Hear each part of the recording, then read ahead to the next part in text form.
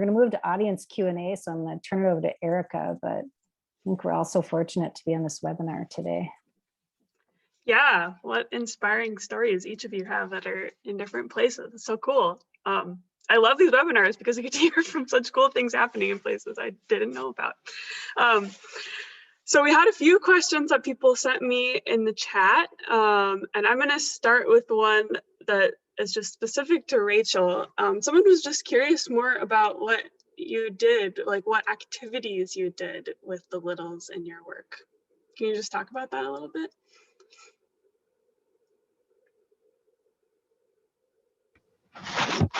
Well, P's and Q's Etiquette is the name of our organization. And so we focus on leadership. We saw that our kids, they need support. They need leadership skills, just building their self-esteem and growing our students. You know, it starts at an early age. So we do start at elementary and we move up to high school.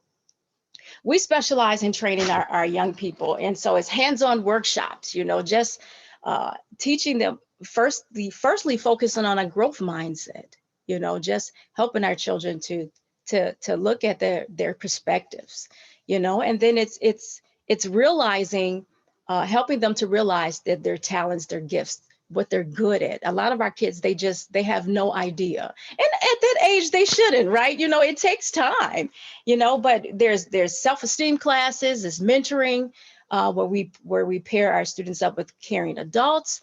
And we are specific because a lot of our students are students of color, and we want to connect them with mentors that look like them, that they can relate to. There's peer counseling meetings, there's an annual role modeling show, and we really want to create these pathways to higher education.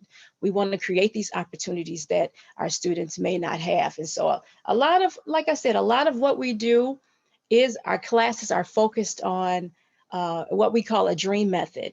It's helping them to, you know, discover who they are, that growth mindset, realize their talents and their abilities, equip them with the skills, how to fight, you know, how do you deal with peer pressure? What about conflict resolution, and aiming to reach those goals, and then providing those opportunities for them to shine and grow, and within their life.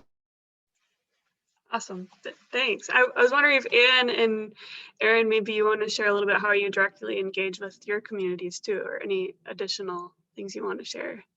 Anne? Sure. Well, we're just getting started. I feel like I'm behind because, as you know, we're all getting vaccinated and things are starting to open up. I've been revving up for a year and a half, and now all of a sudden everything's opening at one time.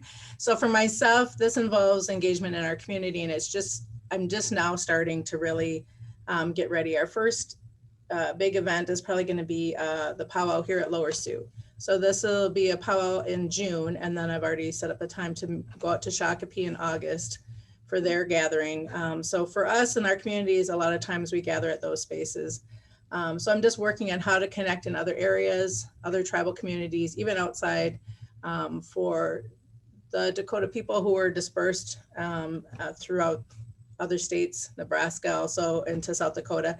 So I'm understanding of how I can connect in those spaces as well. So, and that means I've been connecting with vendors on art supplies, working with my mentors, even what books to possibly carry.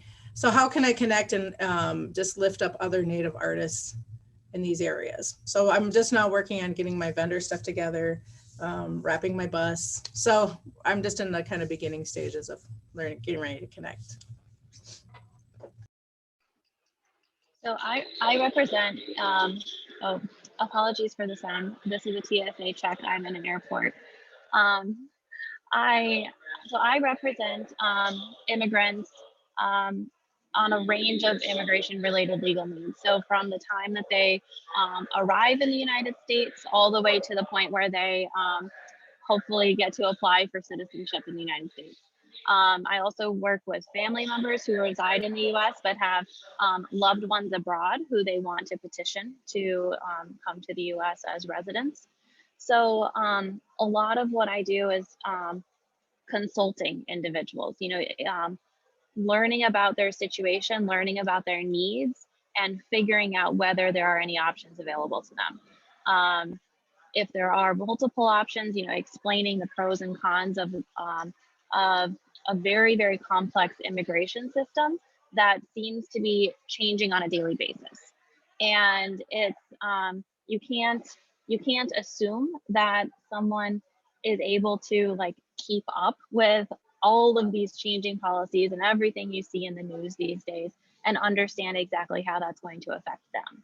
So a lot of what I do is like, translating a very complex system into a personalized explanation as to what their rights are, what options are available to them, and if in some like unfortunate circumstances, I'm explaining why there are no options available to them. And those can be difficult conversations, but my thought is that I'm giving them knowledge. They are informed, they're educated on their situation and how they're impacted. So there are a number of types of cases that I will work on for individuals relating to like citizenship, green card applications, asylum, special immigrant juvenile status. I do some removal defense where I will represent individuals in immigration court. But all that I do is representing the immigrant or the immigrant's family. So that's kind of the public service type of work that we do. I have two.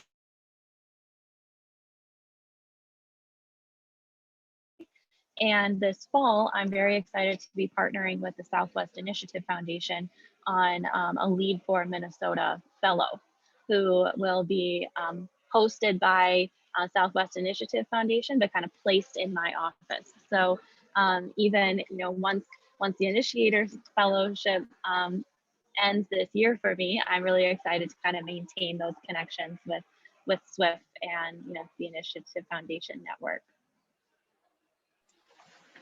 Nice, that's awesome. We just had a previous webinar about that, so that's cool that you're already having a lead. Yeah, that's awesome. So one question that we also had, I think, is an interesting question to have on Windward Rural Women, but someone said, how do you experience being challenged by the patriarchy in rural business communities or in your work that you have? I know it's a big question. Does anyone have an answer right away? For myself, I think with the fellowship, I've been able to connect, especially with Scott from Southwest Initiative Foundation in our area. And that connection, I think of finding other connections and people to help support you that are not part of that traditional sense.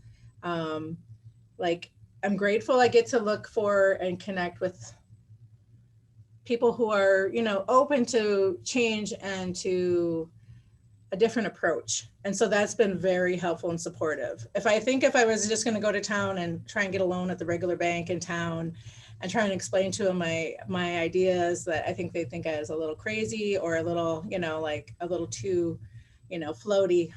So I think really having, certain, organizations that support that you see doing big change in your community socially as well, that are driven by mission, like their mission statements and work that way, that really to seek them out and connect with them. So like being part of this group, like really being able to see who's doing change in a little different way and getting that support.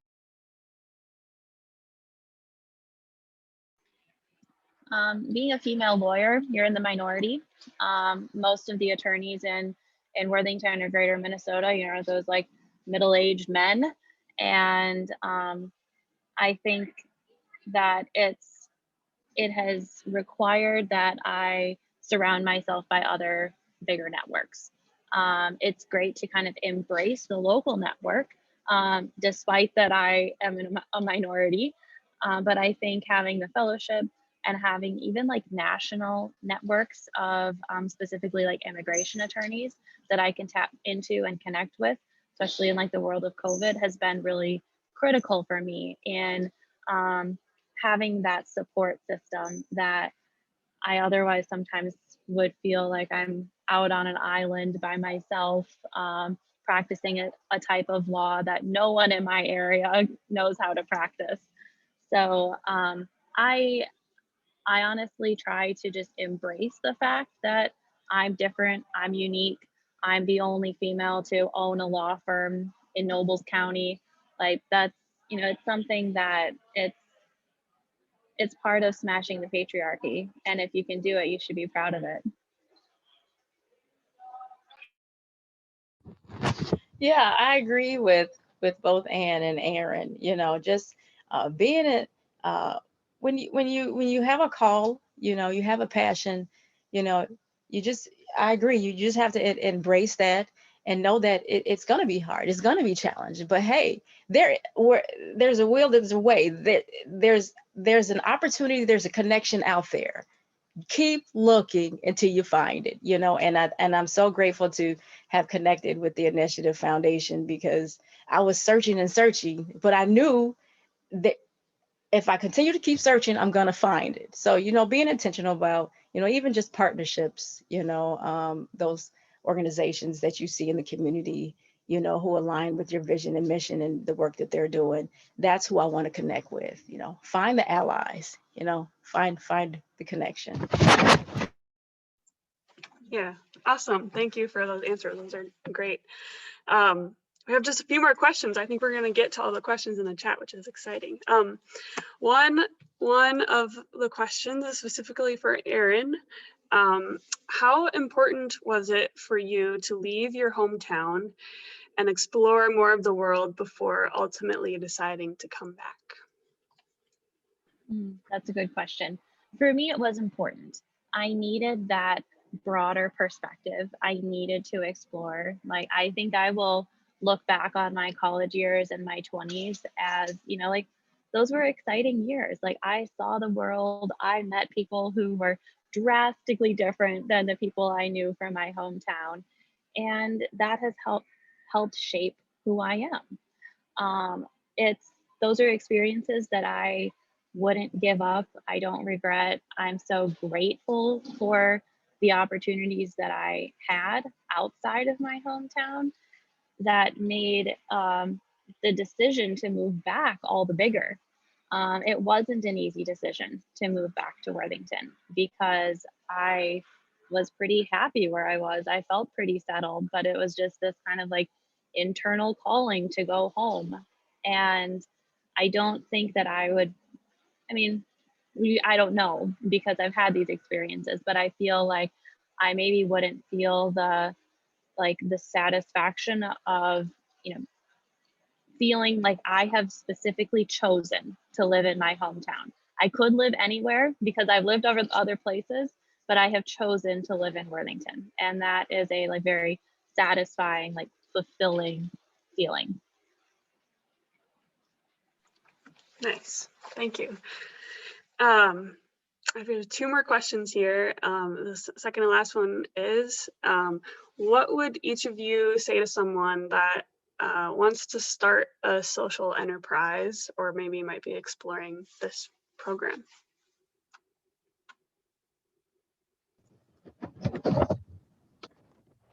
Rachel? Yeah. Why? Go ahead, Rachel. No, you can go. You know, I always go last. But well, I just encourage you to apply. Like, just apply. Try it out. I mean, like, I think there was a lot of first, like, that's the first time I've ever did a video because you have to do a video for the application.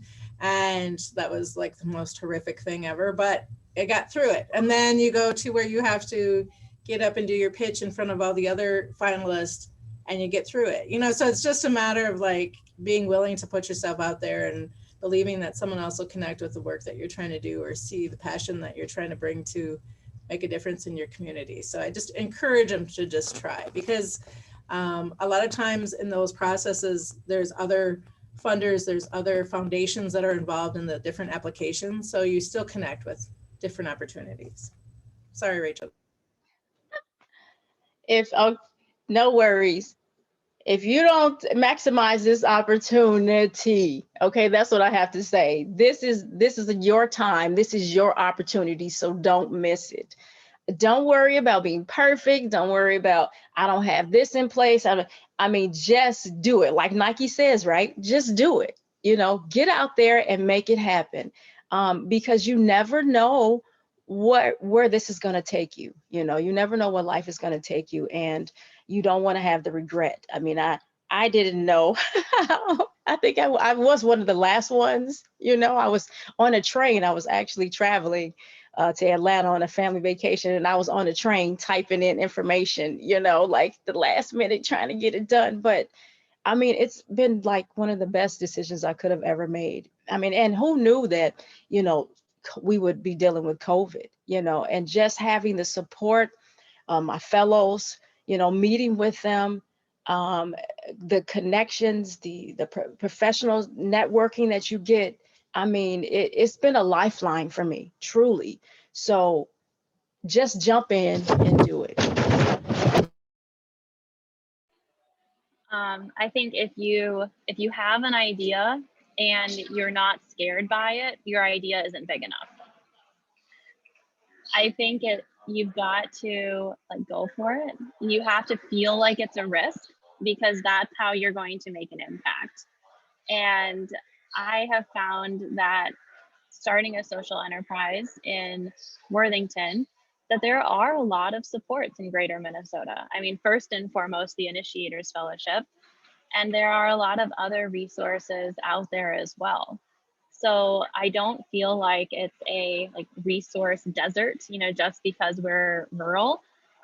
It's a great place to start a social enterprise because there's so many people who want to help you. And that has been such a wonderfully refreshing feeling as a like new business owner, that I feel like I have so much support behind me. And it's been scary for sure. Like I quit my job to do this, and it's been wonderfully rewarding. And I think for someone who is motivated by the change they see and the impact they desire, the social enterprise is like the perfect type of, you know, career or passion to pursue. Awesome. Thank you for those answers. I hope you're checking the chat, because there's a lot of folks that are really excited about the work you're doing. So I feel like you all are inspiring people on here. So that's awesome. We like to end kind of with this question about, we started the series during COVID and online, and we've been able to connect with people virtually. And we try to end with a positive note. So the question is, what do you see the positives coming out of COVID? If you had a crystal ball thinking about the future, what positives are you seeing from this time in your work or in general in the world? I don't know who wants to start. Rachel said she likes to be last. Anne? Erin? Sure, I'll go. I always get volunteered usually at the beginning anyways. No, I think of really being open to change, especially with this process that we've been in. Like, you have to know and like understand you might have to pivot. I know everybody's using that word all over the place, but of like, how can you change and readjust, right? And so I think it's taught people to be incredibly resilient on how you connect with people. Like, I've never Zoomed so much in my life, but you're still able to feel connected and have resources. And so I think it was amazing to watch and still have people being able to access groups. I've seen a lot of people. I'm on a board for Augsburg, where I graduated from, and the amount of enrollment and people enrolled in college because they can access virtually instead of having to physically be in class. I just think there's a lot of opportunity and a big eye opener for people to say, hey, are these barriers that we've put up on people being able to participate because of time, having to spend hours in a car to be able to travel a place? Is there a different way that we can approach this? So I think that's been incredibly positive. And yeah, I think I've benefited in some ways by being more interconnected with people. When I had first received the fellowship and knew that, okay, the fellowship is really big on networking, as it should be, I made a list of, you know, everyone within like 150-mile radius of who I wanted to like have coffee dates with over the course of my fellowship. And that included, attorneys in Sioux Falls and people in the cities and things like that. And then, COVID hit and I never had any coffee dates at all. But the fact that Zoom has made people more accessible, I have been able to expand my circle beyond just this particular geographic radius. And it has made working in kind of a remote rural area all the easier, because I am not disadvantaged from anyone in a more metro area that is able to kind of buzz around and have those coffee dates and things like that. So I think it's changed everyone's mindset to be comfortable interfacing in this manner that is really to the advantage of those of us who can't be physically present in metro areas all the time. Yeah, first of all, I just want to acknowledge that, many of us may not even know how strong we really are or were, how creative that we can be, and innovative, the ability to pivot until this actually happened. It's like, what do? You had to step out into deep waters now and try to navigate your way, because a lot of times we don't see how strong we are until we squeeze, that we under pressure, then we see what we are really made of, And so it's like, it definitely shows us just how strong, we really are, that foundation that we're built on, how leaderless we are, and how we can maneuver through challenges in life. And so, I think for us, COVID has helped us to definitely reach a bigger audience, to develop partnerships that, and see the power of unity. We hadn't had those partnerships, and now it's like, hey, we're stronger together. Let's do this together instead of just, alone. Has helped us to reach a greater audience. With Zoom, we were, trying to meet with students in classes, and then school closed. And so then it's like, now we're meeting virtually, but we're able to meet with a greater amount of students even, and connecting those relationships, building those relationships. So it has been a blessing in many ways. We have benefited from it. Well, thanks so much, Rachel. Thanks, Erin. Thanks, Anne.